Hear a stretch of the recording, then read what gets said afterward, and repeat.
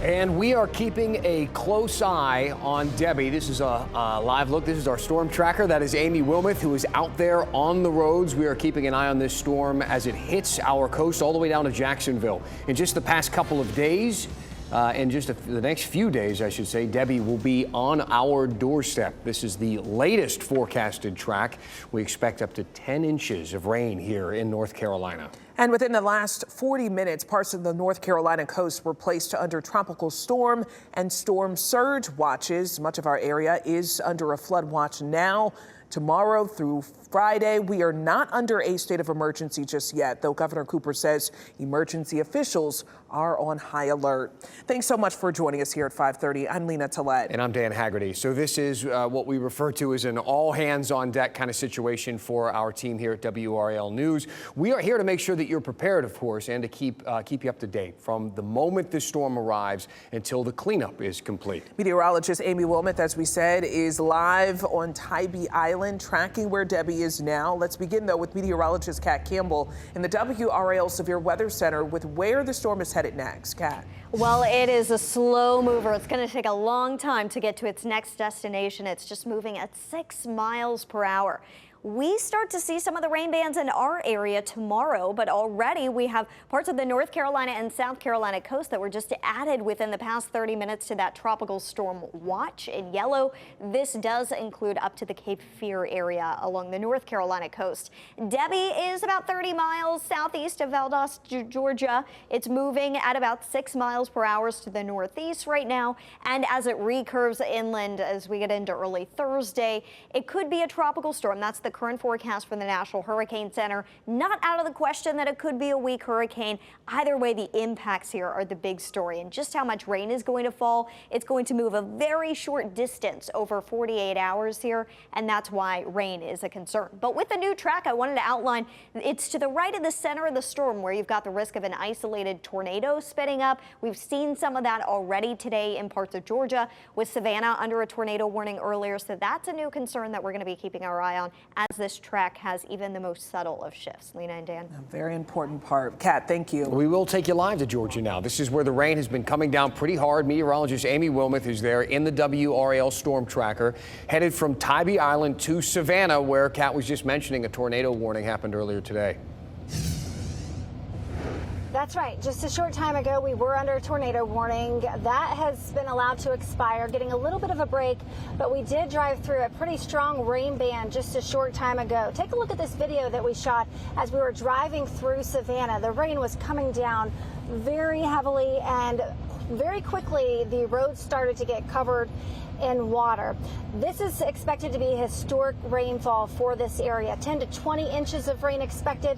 Some areas could get up to 30 inches of rain. So this is going to be a huge rain event for the southeastern part of our country, for Florida, for Georgia, for South Carolina. We're in Georgia today. Tomorrow we're making our way into South Carolina, and then eventually we'll follow this into North Carolina. Right now we're going to head back into Savannah. We do have reports from emergency management of now 2 vehicles reported to be underwater because of the flooding concerns that they have in Savannah. We're going to head in that direction and check things out.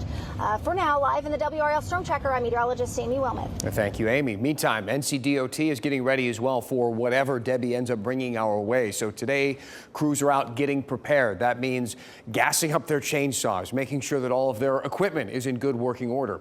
Right now, they deal with what they can control, because once the storm hits, there's a lot of things that they can't control. I reckon the biggest challenge is uncertainty. You know, how much rain are we going to get? How much water's coming? You know, winds, do we know what's going to happen? It's just a big uncertainty at the moment. The WRAL team, of course, tracks all major weather events in our area, especially these dangerous tropical systems. So please download for free the WRAL app and be the first to see the latest track for Debby.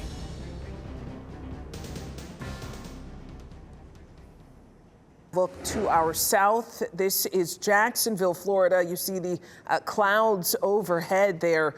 Debby is moving through this area now. It is headed to south and then North Carolina. The outer bands of the storm already bringing rain to our coast. Meteorologist Kat Campbell joining us now with a live look at Carolina Beach. And they had some of those outer rain bands from Tropical Storm Debby arrive earlier today. They've got a brief break in the rain, but that's how it's going to be here for our southern beaches over the next 12 to 24 hours. It's going to be kind of on and off bands. They're those outer rain bands that aren't as persistent. It's not until we get toward the center of the storm that you just see that nonstop heavier rain. And it's still pretty far south, the center of Debby right now. You can take a live look at the storm tracker earlier near Tybee Island in Georgia. It's going to be following the storm as it tracks through the southeast. It's going to take a long time to do so since it's only moving at 6 miles per hour. That's the concern here.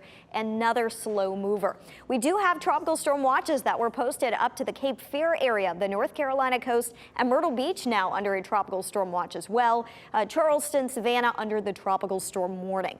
Let's talk about the timeline, because this isn't just a tropical storm that comes for a day and moves on out. It's going to be a long week as we track Debby for you all the way through the work week.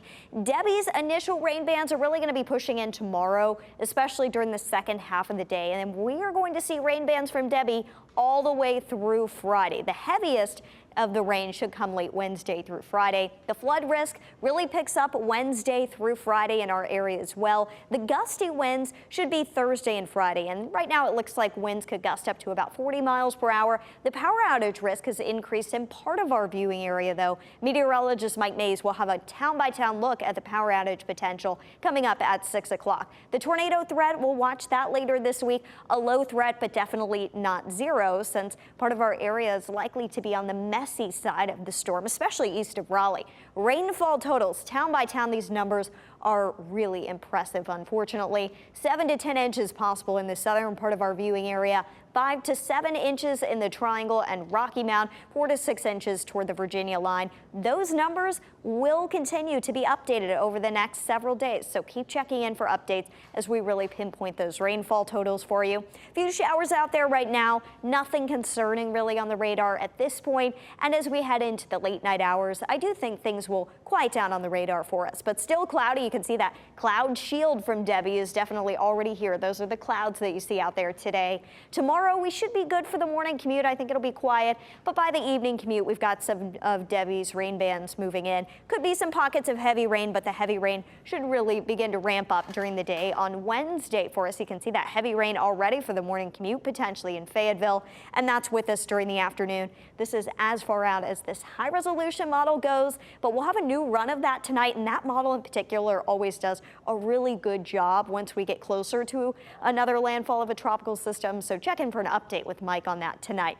WRAL Weather Alert Days are in effect Wednesday through Friday, because that's when we see the worst of the impacts. It does look like the system will be out of here just in time for the weekend, though. Lena and Dan? All right. It's going to be a busy few days, certainly. Thanks, Kat. Dan, we're getting ready for WRAL's 6 o'clock news. And of course, Debby is our top story. You can see radar and all of that rain heading up toward us. We'll get an update from Amy Wilmoth and the WRAL Storm Tracker in the Savannah area. Also, Mike Mays has a look at what he thinks we should be preparing for.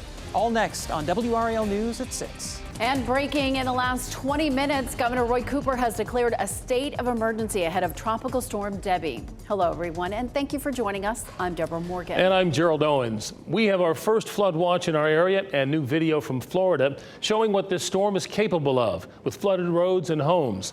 The storm is blamed for at least 4 deaths so far. We have team coverage from Wake County to Georgia, where the storm is hitting now. Meteorologist Mike Mays starts us off in the WRAL Severe Weather Center with the impacts expected here in the Triangle and the tropical storm watch now along the coast. Mike? During the 5 o'clock advisory, Deb, we were added to a tropical storm watch for the lower southeast coast up to about Cape Fear, and then there's the tropical storm warnings farther to the south. And at some point that will likely be upgraded to a tropical storm warning. And if Debby does intensify, perhaps parts of this area would be upgraded to a hurricane watch and maybe a hurricane warning. We'll have to watch how this all evolves. Also, there's a storm surge watch for our southern facing beaches. Peak storm surge there, inundation between 2 to 4 feet. Of course, you would expect beach erosion, heavy surf, high rip current threats all throughout this area. So not safe to be down east of the coast as the storm comes on by. And here's another look at our flood watch that starts tomorrow and lasts through Friday. We believe the heaviest rain would be Wednesday, Thursday, and Friday. That's why we've issued WRAL Weather Alert Days for all 3 of those days. Between 4 to 10 inches of rain is expected in this area. Locally, higher totals are possible and flooding is likely. All those flood-prone areas that when we see heavy tropical rainfalls will likely flood from this. Not looking at a repeat of Florence kind of rain, but very heavy rainfall, especially at the lower coast. There's where the storm is located right now. Top winds 50 miles per hour. And when we get to Thursday, 2 a.m., top winds are at 50. It's possible it could strengthen up to 65 to 70 mile per hour winds before making landfall. And if you go back and remember September 2022, when Ian was in the same location, it became a hurricane. Top winds were at 85 when it made landfall around Georgetown, and it moved up to the north. And this is looking eerily familiar, that kind of track. By 2 o'clock Friday afternoon, top winds are at 35 miles per hour. With that, we saw winds gusting up to 50 miles per hour with Ian back in September 2022. Not sure if it's going to be the same with this, depending on how strong it is when it makes landfall, but expect to lose power and expect to have some heavy rainfall. And by Saturday afternoon at 2 o'clock, top winds are at 35 miles per hour. That's where the storm is located right now, and due to its slow movement, it will dump copious amounts of rain. They're talking about historic flooding around the Charleston area. Some locations could be up to 30 inches of rain. This would put some of the roads here underwater. Now we'll talk about when that rain arrives here and how long it lasts coming up in less than 15 minutes. All right, we'll see you then, Mike. Thank you. This storm continues to dump heavy rain in parts of Florida and Georgia. This is a live look at Jacksonville, Florida. Can't see much in this camera, but you can tell how much the wind is blowing it around, and you know the rain is falling heavily there. Brian Schrader continues our live coverage from the live center, keeping an eye on the feeds up and down the East Coast. Brian, what are you seeing so far? Well, tonight and through the duration of this storm, we're going to be tracking all of this for you in the WRAL Live Center. You showed us that picture from Jacksonville, Florida. This is up above the ground a little bit on a TV tower, but you can see where the winds are blowing around out there. I just checked the latest observation at the Jacksonville airport. They've got gusts to 42 miles an hour right now as Debby passes not too far away. Also want to take you to live pictures from Charleston, South Carolina. Already they've been dealing with street flooding this afternoon. They've had 2.5 inches of rain so far, and it looks like they could see up to 20 inches over the next few days. All right, Brian, thank you. The bulk of that storm is in Georgia right now. Meteorologist Amy Wilmoth and photojournalist Jamie Munden drove the storm tracker more than 300 miles to the Savannah area. Amy joins us now live with a current look at the conditions there. Amy? We just this second, our alarms were going off on our phones. We got put under another tornado warning here in Savannah. That's the second one that we've run into so far today. I just checked the radar.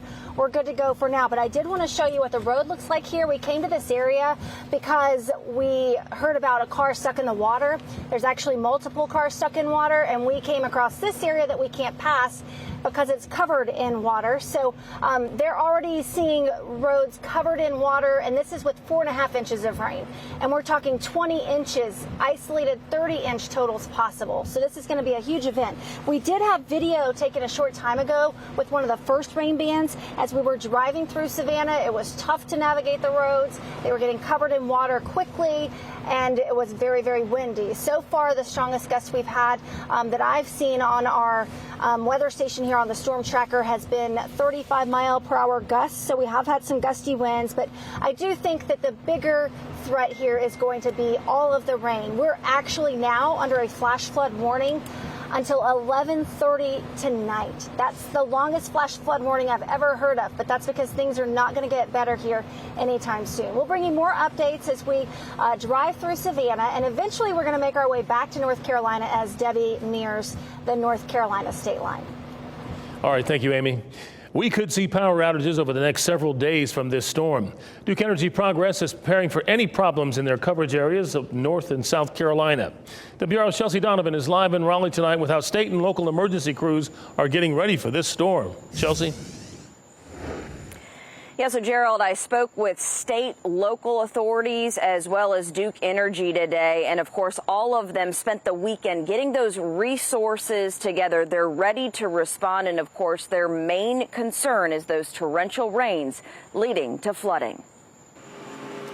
Preps are underway here in the Triangle for Tropical Storm Debby, from clearing and checking storm drains to putting power crews on standby. We've got, hundreds and hundreds of resources in central and eastern North Carolina. Now, fortunately, we've done a lot of grid strengthening in the portions of eastern North Carolina and in the PD region of South Carolina. Duke Energy ready to respond to downed trees and power lines. You've got saturated ground, and when you bring in the potential of some wind, there's definitely the potential for outages as well. Which means you need to have your hurricane or storm kit ready. Prepare now if you've not already done so. You need to go to readync.gov, and you should have a disaster kit in your home and a plan in place. State and Wake County officials tell me they are greatly concerned about flooding with a storm that could stall for days. So for this event, flooding is the main issue that we're looking into. It's with the rainfall forecasts anywhere from 4 to 12 inches across the state. That means don't get in your car and drive around. Staying put is the best option. Don't risk it. We do know that there's going to be high winds. There's going to be an excessive amount of rain. We anticipate flooding. That makes roadways dangerous. It only takes a couple of inches of water to move a car. And lastly, stay informed.